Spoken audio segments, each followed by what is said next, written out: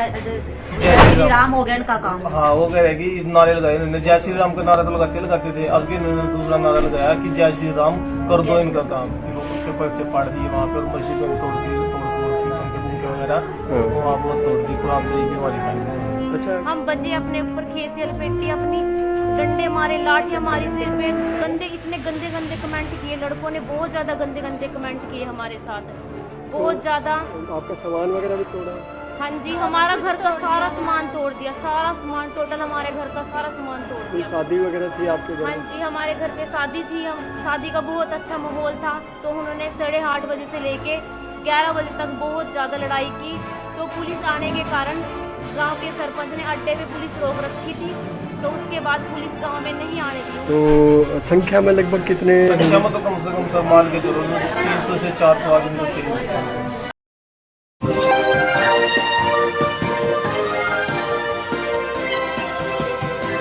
आदाब, नमस्कार, अस्सलाम वालेकुम नाज़रीन। पल पल न्यूज के न्यूज रूम से मैं हूं आपके साथ नदीम अकरम। जय श्री राम कर दो मुसलमानों का काम, कुछ ऐसे ही नारे लगाते हुए हरियाणा के यमुनानगर के नगला गांव में मुसलमानों के ऊपर हमला कर दिया गया। उनकी मस्जिदों को तोड़ा गया, उनके घरों पर हमला किया गया, जहां उनकी बहन बेटियों की इज्जत पर हाथ डालने की कोशिश की गई। एक छोटे से विवाद को लेकर के मुसलमानों के ऊपर जिस तरीके का हमला हरियाणा में हुआ, उसकी तस्वीर को अब आप लोगों के साथ मैं साझा करने जा रहा हूं। जहां डीजे को लेकर के एक छोटा सा विवाद होता है और डीजे विवाद के बाद जो है अगले दिन जिस तरीके के कृत्य को अंजाम दिया जाता है भगवा आतंक द्वारा, यह तस्वीर हर कोई देख रहा है। जहां नारे लगाए जाते हैं जय श्री राम कर दो मुसलमानों का काम। हर एक एविडेंस को आप लोगों के सामने रखूंगा, कैसे यह घटना घटी, किस तरीके से मुसलमानों के घरों और मस्जिदों पर हमला हुआ, और पीड़ित परिवार के बयान भी हम लोगों के सामने आए हैं। जहां सबसे पहले उस वीडियो पर नजर डालिए जहां घरों और मस्जिदों पर हमला किया गया है।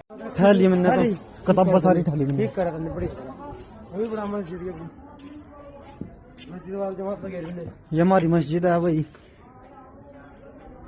जहां हम नमाज पढ़े करा। सब कुछ टूट फूट होगी।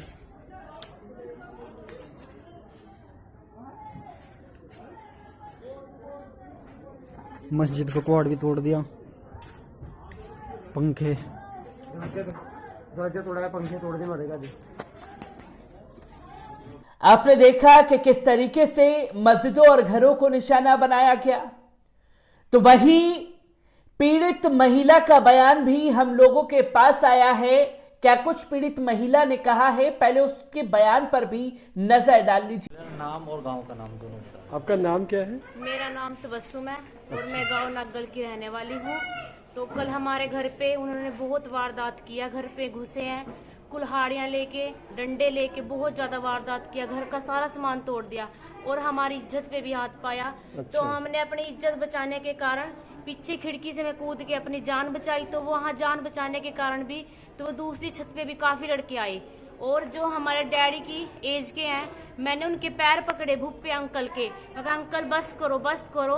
उन्होंने फिर भी कोई बात नहीं मानी। जो गांव के माजूस सरपंच थे गांव में खड़े थे सामने, तो मैंने उनको बोला कि अंकल देख लो, हाथ जोड़ जोड़ के मैंने बोला कि अंकल देख लो, रोक लो इनको, मेरे भैया को कैसे मार रहे, हमको कैसे मार रहे। उन्हें कुछ भी जवाब नहीं दिया, कुछ भी नहीं बोले, मैं बिल्कुल भी नहीं बोले। पुलिस सामने खड़ी थी, पुलिस के सामने हमारा दोनों बहनों को बहुत बज रहा था और मेरे भाई का कुछ भी कोई नहीं बोला। तो एक लड़का बोला मैं रो रही, अपने भाई के साथ बैठी थी, देखो देखो कैसे रो रही, इसकी वीडियो बनाओ, इसकी तो वीडियो बनानी चाहिए। उन्होंने हमारी इज्जत पे हाथ पाने की कोशिश की। हम बचे अपने ऊपर खेसी लपेटी, अपनी डंडे मारे, लाठियां मारी सिर पे। गंदे, इतने गंदे गंदे कमेंट किए लड़कों ने, बहुत ज्यादा गंदे गंदे कमेंट किए हमारे साथ, बहुत ज्यादा। आपका सामान वगैरह भी तोड़ा? हाँ जी, हमारा घर का सारा सामान तोड़ दिया, सारा सामान, टोटल हमारे घर का सारा सामान तोड़ कोई दिया। शादी वगैरह थी आपके घर? हाँ जी, हमारे घर पे शादी थी, हम शादी का बहुत अच्छा माहौल था। तो उन्होंने 8:30 बजे से लेके 11 बजे तक बहुत ज्यादा लड़ाई की। तो पुलिस आने के कारण गांव के सरपंच ने अड्डे पे पुलिस रोक रखी थी। तो उसके बाद पुलिस गांव में नहीं आने दी उन्होंने, सरपंच साहब ने। सरपंच ने गांव में पुलिस ने कह रहे इनको जान से मारो, बिल्कुल जान से मारो इनको, सरपंच ने बोले ये बात। और जो गांव का मेंबर है पाल्ला, तो उसने क्या बोला मस्जिद में जाने का कि इसको इनकी मस्जिद भी तोड़ दो। बिल्कुल मस्जिद में जाके हमारी कुरान शरीफ और जो वहाँ से सामान रखा था नमाज पढ़ने का, उन्होंने वो सब कुछ सामान तोड़ फोड़ बिल्कुल कर दिया। ये बात पाल्ले ने बोल दी, इनकी मस्जिद में जाके इनका सारा सामान बिल्कुल तोड़ फोड़ करो। ये पाल्ले ने बोला, गांव का मेंबर है वो। गांव के जो मेंबर थे, मैंने सबके आगे हाथ जोड़े, वो उसमें गली में खड़े थे, सबके आगे हाथ जोड़े, अंकल रोक दो इनको। उन्होंने कुछ भी नहीं बोला और कह रहे मारो मारो मारो। तो आप लोग अलग अलग घर पे जाके उन्होंने हमले किए? हाँ जी, वो उन्होंने हमारा घर चारों खाने से रखा था बहुत ज्यादा। अच्छा अच्छा। हाँ जी, किसी को निकलने नहीं दे रहे थे? बिल्कुल भी नहीं, खिड़कियां कवाड़ सब कुछ उन्होंने सब कुछ तोड़ दिया। हम अपनी जान बचाने के कारण कुछ भी नहीं कर पाए। तो गली में कूदने के कारण मेरी मम्मी को बहुत चोट लगी। खिड़की में से मेरी मम्मी कूदी, गली में गिर गई वो कूद के, उनको बहुत चोट लगी मम्मी का भी मेरी। कोई गांव वाला बचाने के लिए नहीं आया? कुछ भी नहीं, गांव वाले तो अंकल और मारने के। आपने पीड़ित महिला के बयान को सुना जो कि अस्पताल में भर्ती हैं और उनके ऊपर हमला किया गया, उनकी इज्जतों पर हाथ डाले जा रहे थे।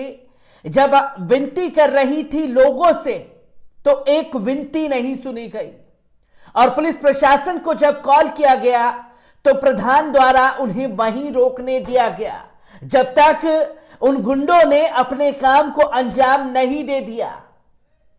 हर एक बात महिला ने आप लोगों के सामने रखी। अब जिसके भाई को मारा गया है उसके भाई का भी बयान हम लोगों के पास आया है। क्या कुछ उनके भाई ने कहा है, पहले उस वीडियो पर भी नजर डाल लीजिए। आपका ये जो चोट लगी है, नाम क्या है पहले तो ये बताओ? नाम सर मेरा आरिफ खान है। आरिफ खान। ये क्या हुआ आपके साथ? सर सवेरे हमारी लड़के की शादी थी तो कल? हाँ 21 तारीख को? हाँ 21 तारीख को तो बारात जानी थी। अच्छा। तो हम अपना वहाँ पे बारात की तैयारी में थे। तो वहाँ पे कुछ लड़कों ने आके कम से कम 200-250-300 आदमी थे कम से कम। अच्छा। तो वहाँ पे आके ना उन्होंने एकदम हमला कर दिया। तो हम घर से निकलने लगे बाहर, तो आगे घर में ही बढ़ गए सारे। तलवारें डंडे बिंडे लेके ना वो घर पे ही बढ़ गए। अच्छा। तो दरवाजे तोड़ के लड़कियों पे भी वार किया। अच्छा, लड़कियों पे भी वार किया? लड़कियों पे भी हमारी वार किया और हमारे ऊपर भी वार किया। मैं उनको भी रिक्वेस्ट भी करी कि छोड़ दो, कोई बात नहीं, नहीं आज तो उनको मार के जाएंगे, उनको मारेंगे आज। अच्छा, गांव का नाम कौन सा है आपके? नागड़ गाँव है सर, नागड़ खजूरी। नगड़ खजूरी। ये यमुनानगर से कितने किलोमीटर है? नगर से कम 8 किलोमीटर। 8 किलोमीटर। तो क्या लड़कियों पे भी के साथ बदतमीजी करी? हाँ सर, लड़कियों के साथ ही बदतमीजी करी इन्होंने। और कोई बता रहे हैं आपने अपने घर में मस्जिद बना रखी थी? सर हमारे वहाँ पे एक मस्जिद है और वो ना कोई सरकारी जमीन में ना कोई पंचायती जमीन में, वो हमारी खुद की जमीन है। उसमें हमने मस्जिद अपने नमाज पढ़ने के लिए बनाया। इससे पहले भी हमने अपनी कहीं जिस तरह कहीं घर पे पढ़ लेते थे नमाज, तो एतराज करते थे कि यहाँ पे नमाज नहीं पढ़नी, ठीक है। तो उसके बाद फिर हमने मस्जिद बना ली। तो उन्होंने मस्जिद में जाके हमारी कुरान शरीफ के पर्चे फाड़ दिए वहाँ पे, और मस्जिद में तोड़ फोड़ की पंखे वगैरह वहाँ बहुत तोड़ दी। कुरान शरीफ भी हमारी फाड़ दी। अच्छा, कोई बता रहा था कि कोई महिला दूध पिला रही थी अपने छोटे बच्चे को, 8-9 महीने का बच्चा था, उसके साथ भी बदतमीजी करी? हाँ, उसके साथ भी सर उन्होंने क्या करा, जो बच्ची दूध पिला रही थी, जब एकदम चढ़े ना घर पे जाके उन्होंने देखा तो उसको बच्ची को गोद में से खोस के दूर फेंक दिया उन्होंने। ओहो। और लड़की अभी वो मैं कहूँ 2-1 साल की लड़की, साल की लड़की हुई। अच्छा, कोई नारे वारे भी कुछ ऐसे लगा? जय श्री राम के नारे लगाने शुरू करे। अच्छा। क्या ना जय श्री राम हो गया इनका काम। हाँ, वो कह रहे कि नारे लगाए इन्होंने, जय श्री राम का नारा तो लगाते थे। अब इन्होंने दूसरा नारा लगाया कि जय श्री राम कर दो इनका काम। अच्छा। हाँ। तो संख्या में लगभग कितने? संख्या में तो कम से कम सब मान के चलो 300 से 400 आदमी तो थे। तो और कुछ गांव के लड़के भी थे, कुछ बाहर के लड़के भी थे। अच्छा, बाहर के लड़के भी थे। पुलिस वालों को क्या सहयोग रहा आपके साथ? पुलिस वालों को कोई सहयोग नहीं रहा। पुलिस वालों को हमने कम से कम 2 घंटे लड़ाई चली। 2 घंटे के अंदर क्या जटलाना हमारे गाँव से सिर्फ जटलाना थाना पड़ता है, हमारे गाँव से 4-5 किलोमीटर है। ये 4-5 किलोमीटर से जटलाने की पुलिस वहाँ पहुँच नहीं पाई, और जबकि पुलिस टाइम पे पहुँचनी चाहिए थी, 2 घंटे के अंदर पुलिस वहाँ पे आ नहीं पाई। और पुलिस जबकि आई भी तो हम पुलिस कुछ नहीं करा, ना उसने कोई सायरन वगैरह बजाया, ना कोई उसने रोका किसी को।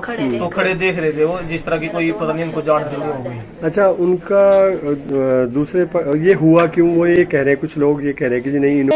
पीड़ित आरिफ के बयान को सुना जहां वो साफ शब्दों में कहता है कि एक डीजे को लेकर के विवाद हुआ था और उस विवाद के बाद जो है उन लोगों ने हमारे घरों पर हमला कर दिया और घरों पर हमले करने के बाद मुझे मारा गया, मेरे परिवार के ऊपर हमला किया गया।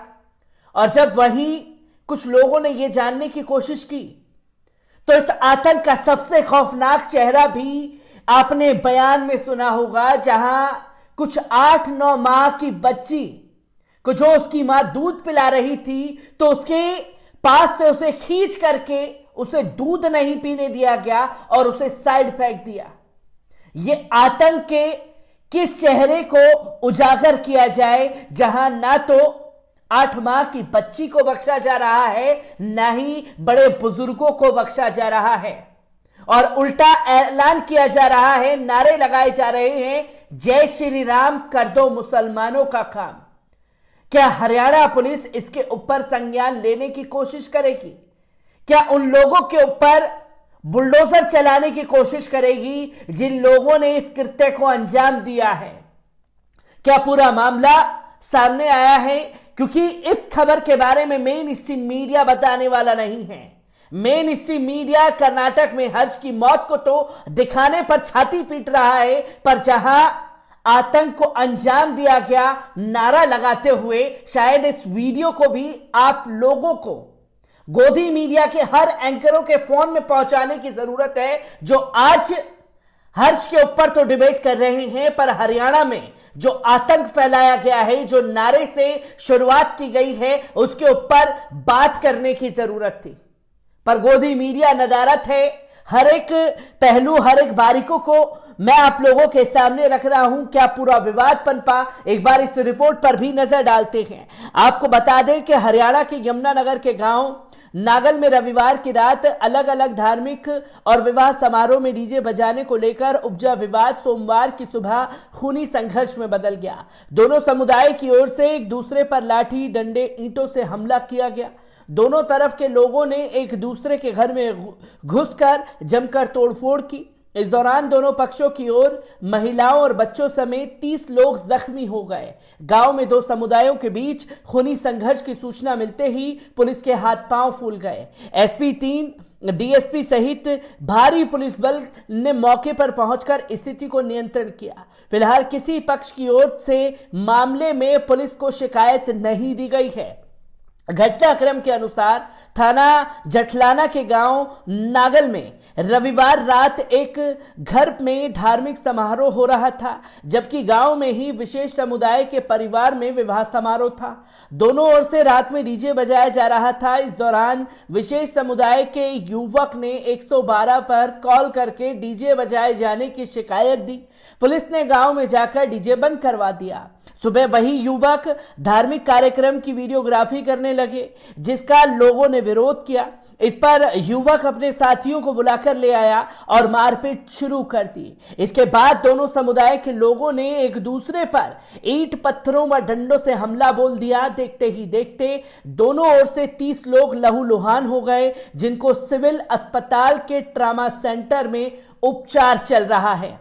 घायलों में दोनों पक्ष से 9 महिलाएं और 2 किशोर सहित अन्य लोग शामिल हैं। इस दौरान फायरिंग की भी चर्चा रही। हालांकि पुलिस ने फायरिंग की घटना को सिरे से खारिज कर दिया। एसपी ने गांव का दौरा कर दोनों समुदाय के गणमान्य लोगों की एक शांति कमेटी गठित की है। साथ ही पुलिस का सहयोग करने की अपील की है। घटना के बाद से गांव में भारी तनाव को देखते हुए पुलिस बल तैनात कर दी गई है। एक डीजे विवाद को लेकर के धार्मिक नारों तक बात पहुंच गई, जहां नारा लगा दिया गया, जय श्री राम कर दो मुसलमानों का काम। और देखते ही देखते मुसलमानों के घरों, मस्जिदों पर हमला हो जाता है। उनकी बहन बेटियों की इज्जत पर हाथ डालने की कोशिश की जाती है, जिसमें 9 माह की बच्ची को भी नहीं बख्शा जाता। यह आतंक की दूसरे दिन की दूसरी तस्वीर हरियाणा के यमुनानगर से सामने आ रही है, जहां कल कर्नाटक के शिमोगा से यह तस्वीर देखने को मिली थी। आखिरकार नफरत की किस आग में लोगों को झोंकने की कोशिश की जा रही है, क्या यह माना जाए कि अपने गुंडों को खुलेआम छोड़ दिया गया है कि कहीं ना कहीं से हिंदू मुसलमान करके राजनीतिक लाभ उठाया जा सके। मैं ऐसी ही खबरों से आपको रूबरू कराता रहूंगा। दीजिए इजाजत, शुक्रिया।